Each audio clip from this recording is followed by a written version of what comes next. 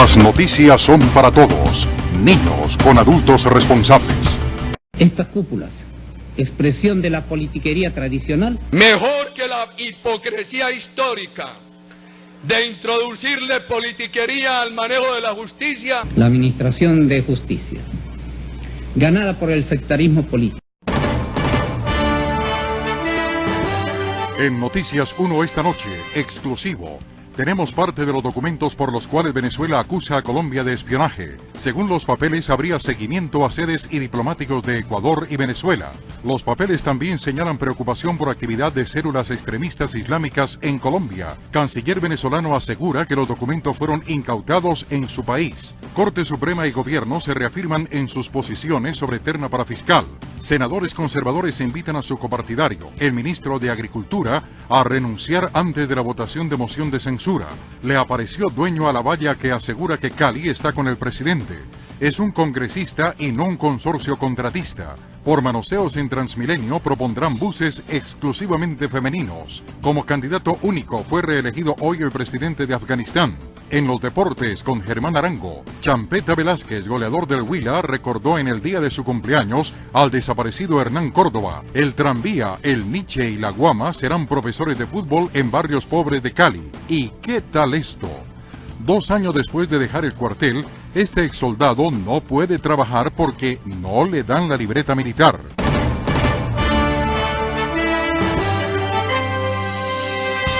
Desde la red independiente, este es Noticias 1. Atención, Noticias 1 tuvo acceso a una parte de los documentos que el gobierno de Venezuela presenta como evidencia del espionaje colombiano a ese país, a Ecuador y a Cuba. Los papeles estaban en el DAS clasificados como información ultra secreta y se filtraron después de allanamientos del CTI al DAS por las chuzadas ilegales.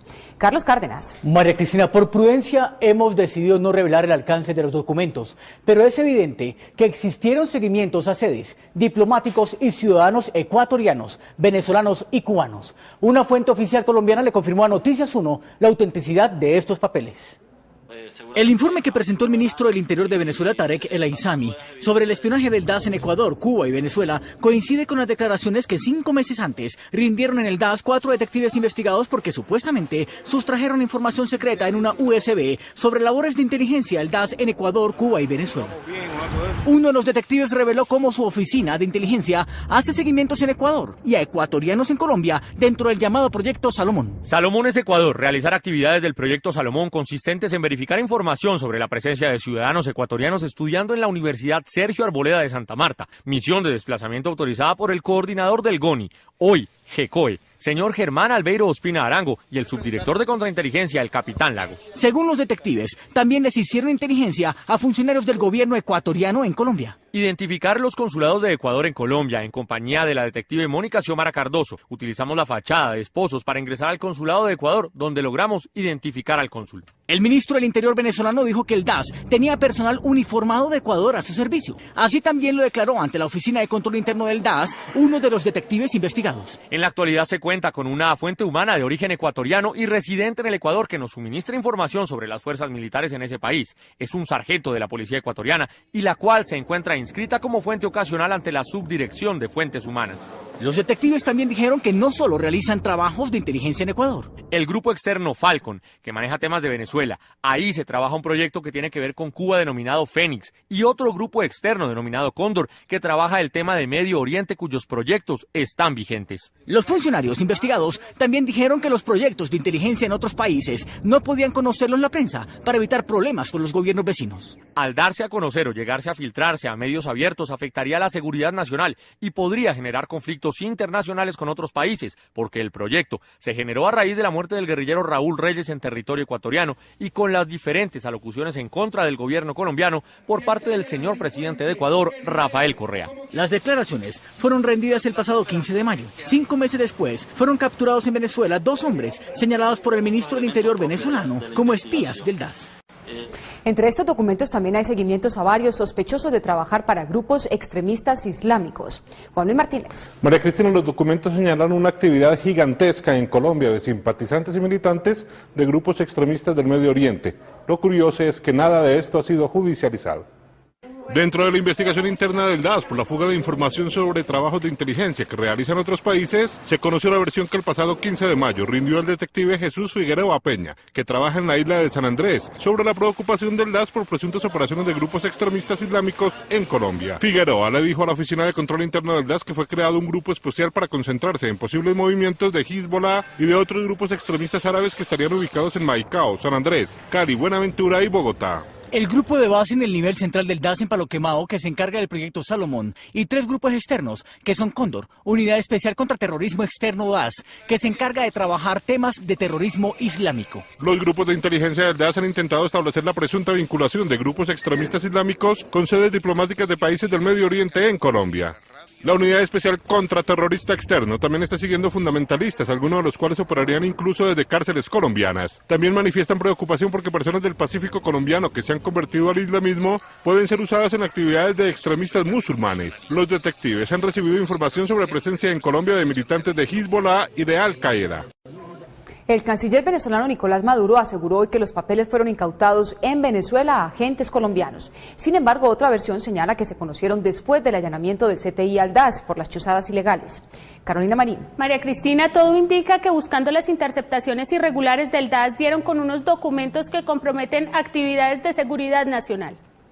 Los documentos incautados a los 2 funcionarios del DAS de Colombia que fueron capturados en Venezuela serán presentados ante organismos internacionales, aseguró hoy el canciller Nicolás Maduro. Lo más grave de todo es que el gobierno colombiano terminó aceptando la validez de los documentos que fueron consignados ante la Asamblea Nacional. Maduro dijo que el tema del espionaje y la infiltración por parte de Colombia solo pretende desestabilizar la región. Documentos que detallan todo lo que tiene que ver con el espionaje contra países soberanos del continente. Por su parte, el ministro del Interior, Tarek El Alshami, dijo que a las autoridades colombianas les debería preocupar los detalles del documento incautado y no en manos de quien se encuentra. Les preocupa que ese documento esté en manos de las instituciones venezolanas. Pero no les preocupa el contenido. Eso es lo que preocupa a nuestro gobierno, que sus instituciones se hayan prestado para fraguar hechos de desestabilización, de violencia. Los 2 funcionarios venezolanos arremetieron después contra el acuerdo militar firmado entre Colombia y Estados Unidos el pasado 30 de octubre. No lo conoce nadie, solamente especulaciones de prensa que dicen que, bueno, este convenio, y si lo comparamos con convenios del mismo tipo que han impuesto los Estados Unidos en otras regiones del planeta, dicen que, bueno, hay cesión de territorio, hay inmunidad absoluta para cualquier delito cometido en territorio colombiano por soldados estadounidenses. Maduro aseguró que el acuerdo era una vergüenza para la región y que el espionaje hacía parte del plan de Estados Unidos y Colombia para desestabilizar políticamente a Venezuela. Y para completar, sicarios motorizados asesinaron en el Táchira, cerca de la frontera con Colombia, a 2 miembros de la Guardia Nacional venezolana. Jessy Vaquero. María Cristina, pues esa fue la razón para cerrar la frontera, cierre que hasta ahora es indeterminado y por eso cientos de personas han tenido que pasar por el río y por trochas. Así, a pie y por trochas fronterizas han tenido que pasar cientos de ciudadanos que viven en la frontera a causa del cierre del paso por parte de la Guardia Nacional venezolana. Venimos todo el mundo, venimos por el lado atrás, donde hay una carretera ahí. Todo el mundo le parece que brincar un muro que hay alto así. El puente de Simón Bolívar, la segunda vía terrestre que comunica a Colombia con Venezuela, está cerrado y el ambiente enrarecido. Han pasado sucesos graves que uno no se atreve a comentar.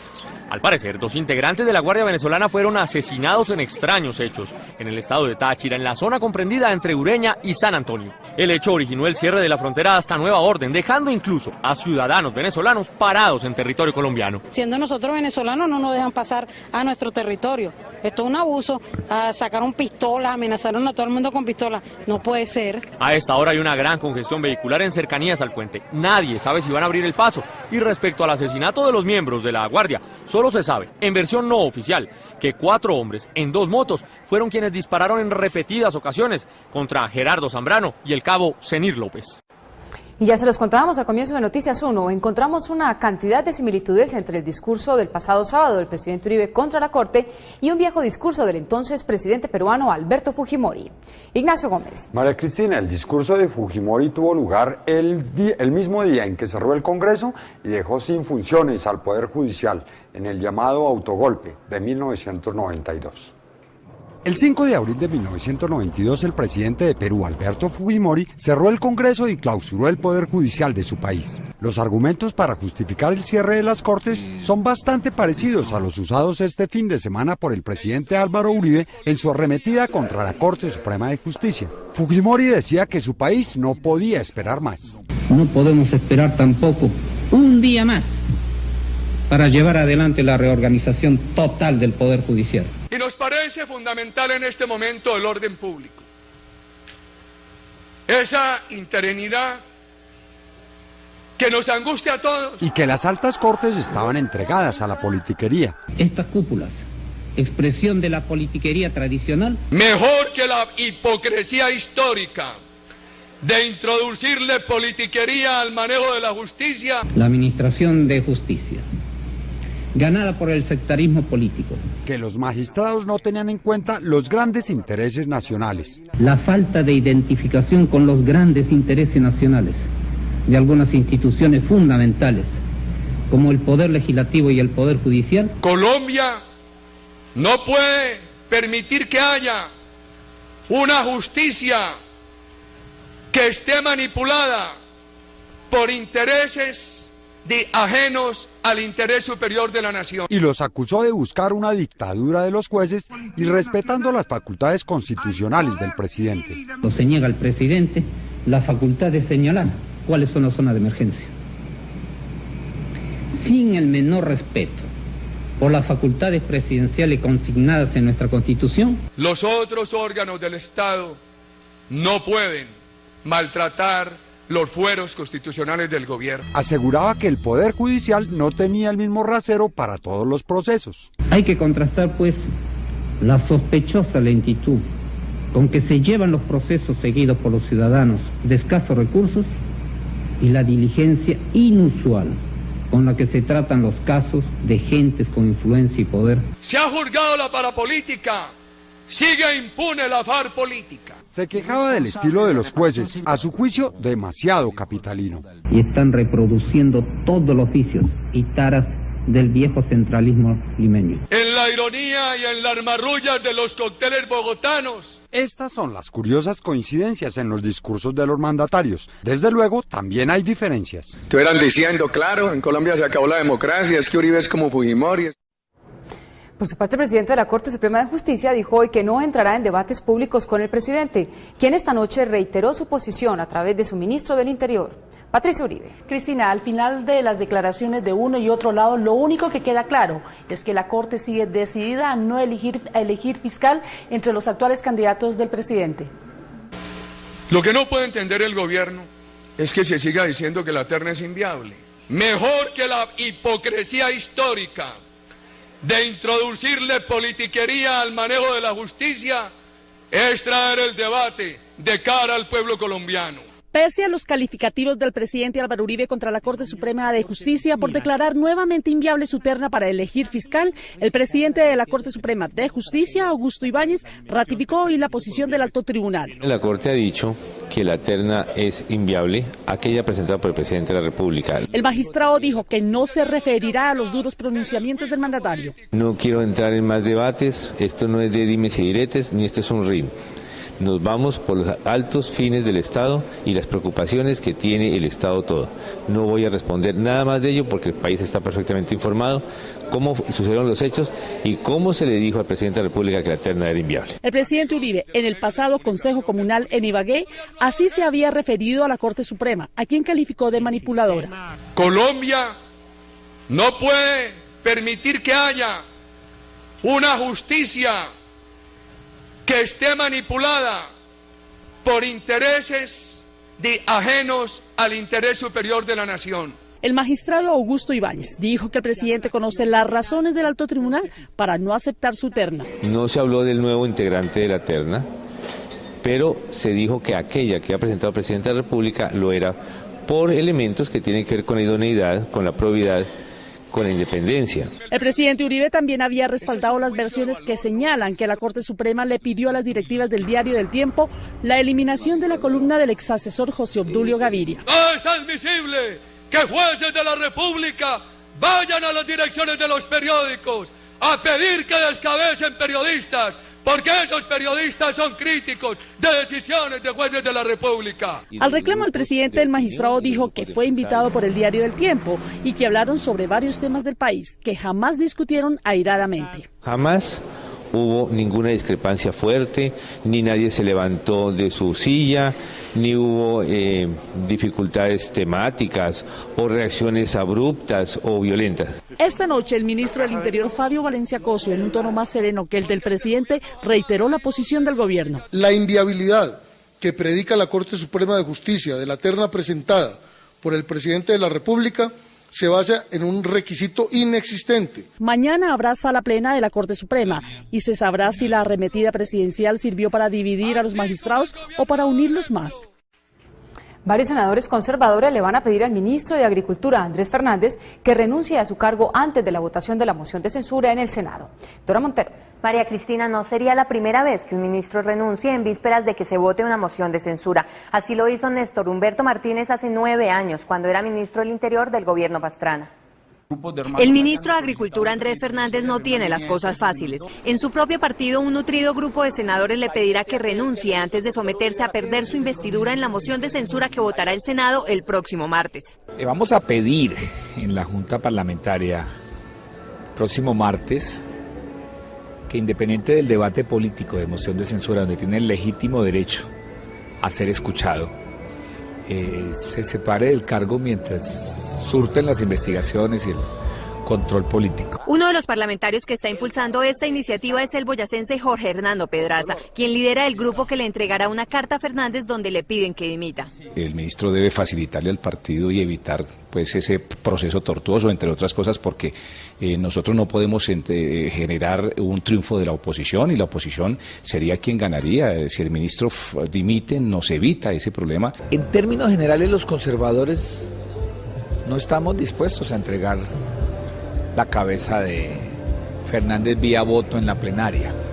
Por eso preferimos que él dé un paso al costado. Son por lo menos 10 de los 21 senadores conservadores los que no sienten que deban pagar el costo político a 4 meses de las elecciones parlamentarias. Nosotros, los conservadores que nos nutrimos de la base campesina, donde ha dolido tanto este escándalo, no tenemos por qué pagar las consecuencias a 4 meses de elecciones. Además, porque no sienten que estén defendiendo a un funcionario de las entrañas de su partido. El presidente Uribe, en su particular estilo, no le consulta los ministros a los partidos políticos, y después nos toca cargar las responsabilidades políticas. El ministro Fernández tendrá su espacio para defenderse el próximo martes y conocerá cuál es la votación de los senadores. Mientras tanto, la oposición planea radicar la misma moción en la Cámara de Representantes.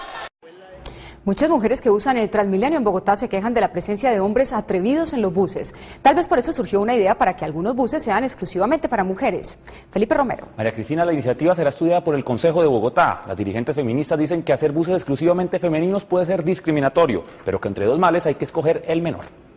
Al sistema Transmilenio podría entrar a operar una nueva ruta con buses rosados solo para transportar mujeres. Todo gracias a un proyecto de acuerdo que pronto se debatirá en el Consejo de Bogotá y que busca que las mujeres no sean víctimas de abusos al interior de los articulados. Pretendemos que comiencen a partir de la expedición de este acuerdo unas rutas exclusivas para mujeres en las troncales de Transmilenio. Según ellas, los roces y el manoseo están a la orden del día en los articulados. Nada, empiezan a pegársele mucho a uno, que a tocarlo. Una vez vi una niña también que la estaban manoseando. Aseguran que están expuestas a toda clase de ultrajes, especialmente cuando los buses van llenos en las horas pico. A que lo toquen, a que lo empujen, a que lo roben. Me empujaron y ¡pam!, me metieron la mano por la cola. Por eso ven con buenos ojos que hayan buses solo para ellas. Es bueno que piensen en nosotras, en el respeto que merecemos. Para algunas líderes feministas la propuesta no es deseable, pero sí necesaria. Si es discriminatoria, lástima, tristemente, pero mientras no se transforma la cultura, esa cultura tan machista, nos toca pasar por eso. Creen que es la mejor forma de castigar al género masculino por no saber comportarse. Sí, es una lección para los hombres, pero es a la vez una sanción también para ellos. No van a estar con mujeres en los buses. Verán de qué hablan, pues que hablen de fútbol ahí en los buses. Según reportes de la policía de Transmilenio, a diario se reciben más de 100 denuncias de mujeres que son víctimas de las manos de uno que otro hombre. No tienen educación y aprovechan para meterle a uno la mano. Estados Unidos contamina más que todos los países de América Latina sumados. Lo critican los indicadores. El Banco Ave Villas presenta lo que indican los indicadores. Según un reciente estudio de una organización mundial ambientalista, Estados Unidos produce 2.530 millones de toneladas de CO2 y es el país que más contamina en el mundo. Seguido por China, con 2.430 millones, Rusia con 600 millones, India 529, Japón 363, Alemania 323, Australia 205, Sudáfrica 201 millones y el Reino Unido 192. Esto indica que a mayor desarrollo, más contaminación. Esto es lo que indican los indicadores. El Banco Ave Villas presenta lo que indican los indicadores. Una polémica reelección se llevó a cabo hoy en Afganistán, donde el actual presidente Hamid Karzai fue candidato único. Hoy la Comisión Electoral Independiente de Afganistán declaró a Hamid Karzai, actual presidente del país, vencedor de las elecciones después de que Abdullah, líder de la oposición, se retirara de la segunda vuelta por considerar que en el proceso no había ningún tipo de garantías. Según Abdullah, la Comisión Electoral no garantizaba unas elecciones sin fraude y consideró que con él o sin él, el presidente iba a ser Karzai. El mandatario fue reelegido entonces por ausencia de oponente y ahora gobernará Afganistán por 5 años más, a pesar de las denuncias por irregularidades en la primera vuelta celebrada en agosto y que llevaron al país a grandes protestas. La segunda vuelta, que estaba prevista para el 7 de noviembre, según la ONU, le daba legitimidad a las elecciones, en las que Karzai no alcanzó el 50% de los votos que eran necesarios para proclamarlo nuevamente en el cargo. La Casa Blanca, a través de un comunicado, reconoció y felicitó a Karzai por la reelección y le pidió que intensificara los esfuerzos para erradicar la corrupción del gobierno. ¿Y cuál es la cola más famosa?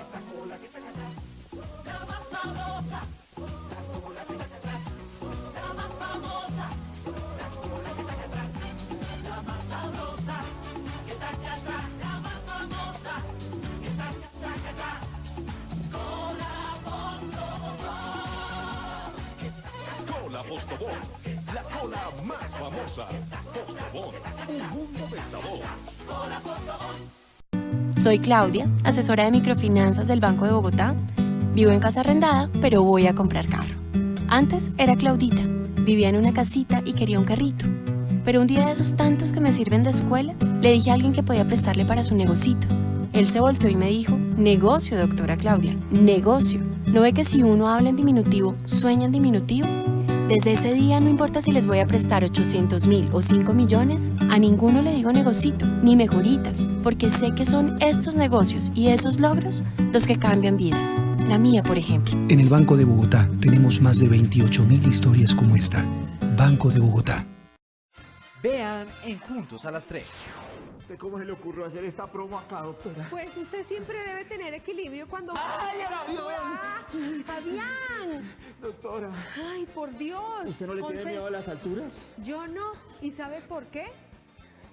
Porque sé cómo superar la fobia a las alturas. Ay, ¿cuáles son las causas de los miedos a las alturas? ¡Ay, cuidado, doctora! No me despeinó. Todo esto es mucho más. Aquí, en Juntos a las 3. De lunes a viernes. A las 3 de la tarde en el Canal 1. ¡Doctora!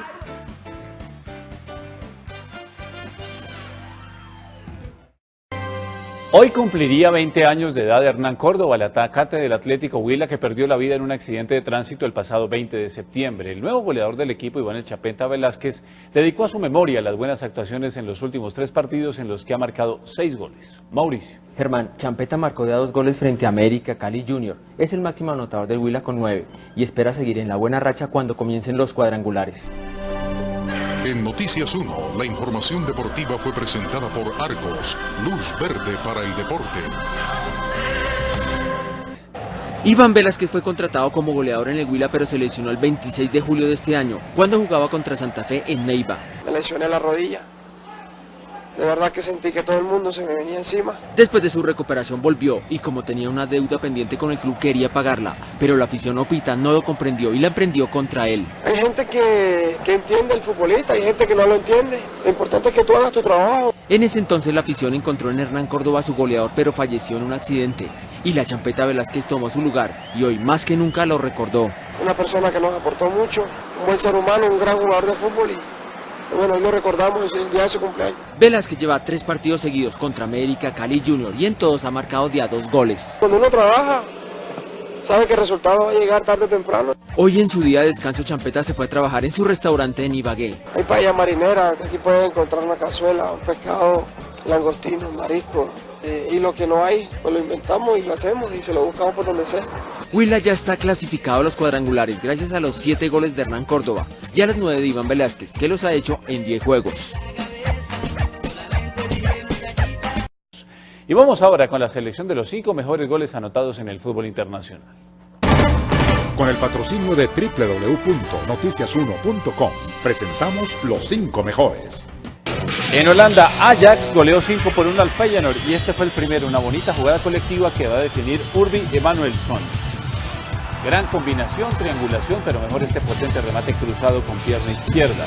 Nos vamos para Argentina con el tiro libre ejecutado por Maximiliano Velázquez de Lanús frente a River Plate. Este fue el gol de la victoria para el equipo granate. Vamos ahora a Brasil, donde está Julio César del Goiás frente al Atlético Mineiro. Su equipo cayó 3-2, pero este fue un golazo. Nos quedamos en Brasil para ver otra ejecución de tiro libre. Juninho del Botafogo frente a Internacional. Este fue el golazo que le dio la victoria al Botafogo. Y vamos a volver a Holanda porque está Denny Lansat, quien marcó el único del Feyenoord frente al Ajax. Su equipo cayó 5-1, pero esta fue una gran definición. ¿Con qué clase?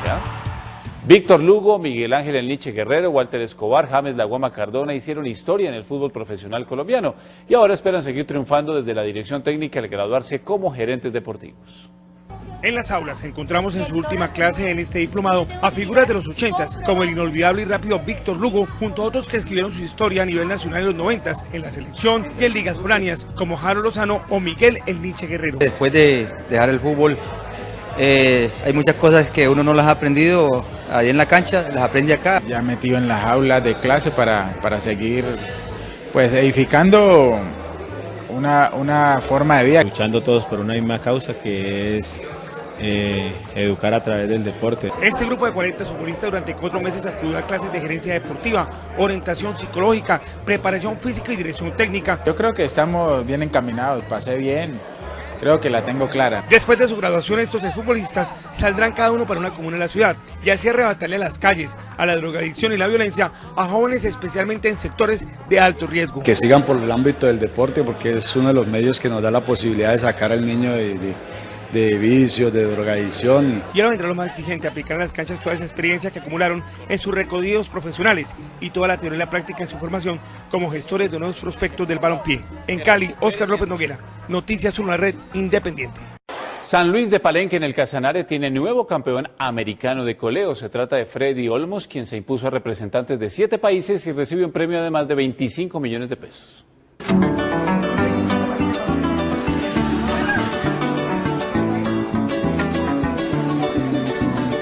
Luis Arley Sarmiento Silva es un llanero de 31 años que nació en Pore, en el departamento del Casanare, y toda la vida se ha dedicado a los trabajos del campo y a la ganadería.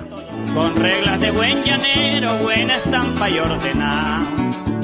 Por ser un buen jinete, sus patrones le dieron la oportunidad de montar a Negro, un caballo con el cual fue campeón en la 4ª Copa América de coleo en el 2007. Un bonito cabresto que lo hice como pretexto, solo sácalo al poblar. Coleo es colear un toro, jalarlo por la cola y tumbarlo. Hoy nuevamente le dieron la oportunidad de mostrar todas sus habilidades en el certamen en la capital mundial del llanero, en Yopal. Campana le queda una sola vuelta y Campanilla le queda 2 vueltas y Remolino le queda 3 vueltas. Y aunque le fue bien en la manga, solo su race dio un giro y no le alcanzó para llegar a la final. Mi cabresto contara por todo lo que ha pasado, cuántas son las mañoseras que a mi soga acompañado. Los 2 primeros puestos fueron para Colombia y el ganador fue Frey Olmos, quien pudo dar 2 giros y se quedó con el título de la Copa América de coleo. En Noticias 1, la información deportiva fue presentada por Argos, luz verde para el deporte. Celu Móvil está contigo, también esta Navidad.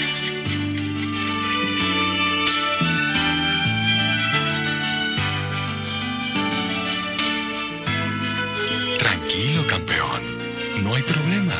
Recuerda que estés donde estés, Celu Móvil está contigo. Celu Móvil está contigo, también esta Navidad. En las mañanas con uno somos como ninguno. Los confesamos. Los informamos. Lo tenemos todo. En las mañanas con uno somos la mejor opción. En las mañanas con uno, lunes a viernes, 7:30 de la mañana, por Canal 1, el canal de uno. De l'amour, j'en sais rien. Et le goût, ma passion. Hay sensaciones que son únicas y no las puedes resistir. Como el olor que sale de aquí. Un olor único. La vague. Es el pan francés. Grande. Crocante por fuera. Chaude. Recién hecho. Caliente y muy suave por dentro. Es realmente único. Por eso solo lo puedes acompañar de algo único también. Color único, sabor único. Colombiana es única.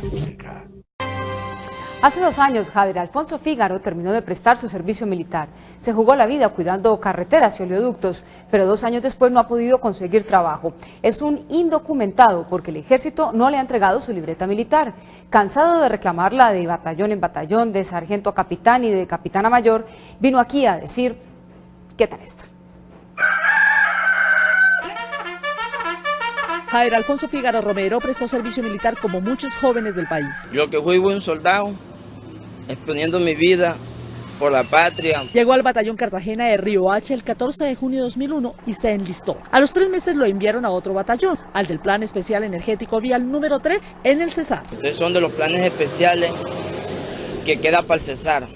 O sea, que ustedes están en segunda fase en la Loma. En el ejército duró 2 años. Se graduó con honores e hizo el juramento a la bandera. En noviembre de 2003 salió del ejército y en enero de 2004 se va para el Batallón Especial Energético y Vial número 3 a reclamar su libreta militar. Allí, mediante este certificado, le dicen a Jader que efectivamente cumplió su servicio el 15 de noviembre de 2003 y que su libreta se encuentra en trámite. Debe llamar al teléfono 583-2769 o debe llamar desde cualquier unidad militar al microondas 022-212, que los comuniquen con el batallón Plan Especial Energético. Ese mismo año le entregaron otra constancia mientras salía su libreta militar. Su sorpresa fue en junio cuando le dijeron que no estaba, según él, en el sistema. Después me mandaron para la brigada en Barranquilla. Tampoco le dije que tampoco podía porque yo no tenía económicamente plata para estar viajando por donde yo quisiera. A partir de ese momento comenzó su calvario para conseguir trabajo. Estoy afectado laboralmente.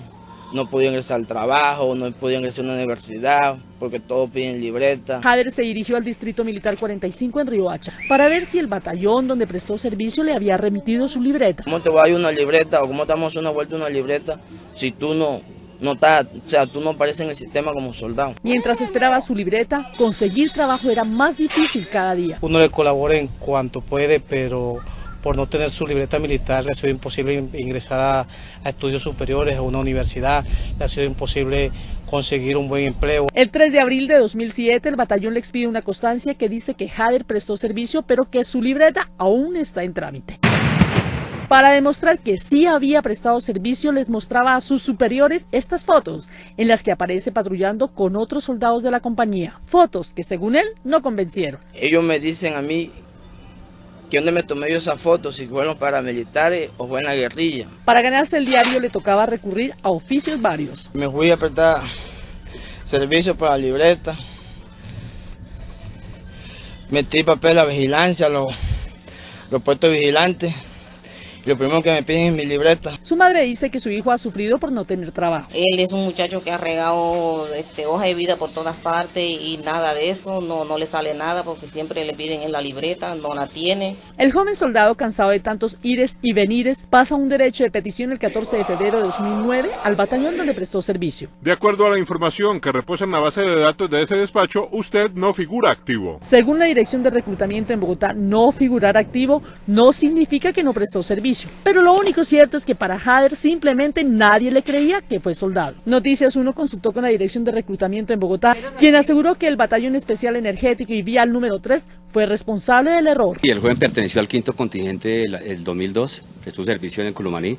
Desafortunadamente, cuando terminó de prestar servicio militar, nos hizo el trámite con el distrito militar. Ese error le ha significado a Jader Fígaro tristeza, rabia y muchas deudas. La cuenta suya, 340.000 pesos. Deme el viejito hoy para el almuerzo, porque es que yo no puedo más. Lo curioso es que otro de sus compañeros está en la misma situación hace 6 años. Terminé mi servicio militar y hasta el momento no me han resolvido mi situación militar. Hoy, después de la denuncia de Noticias 1, la Dirección de Reclutamiento dijo que Jader Fígaro puede pasar a cualquier batallón a reclamar su libreta militar. Prácticamente 2 años perdido ahí, poniéndome ahora la burla de los compañeros, de los amigos, de toda la gente que me dice que mete la libreta y no la tengo. Quedamos pues a discreción y firmes, esperando la solución para este exsoldado a quien la zozobra por la falta de libreta le ha durado más que el servicio militar. Si usted tiene un caso para ¿Qué tal esto? Llámenos ya al 410-7236 de Bogotá o escríbanos a quetalesto@noticias1.com. Nuestros periodistas investigarán. No olviden visitar noticias1.com. Nos vemos el próximo sábado a las 9:30 de la noche en Noticias 1 con las mejores noticias del fin de semana. A ustedes gracias por elegir la independencia.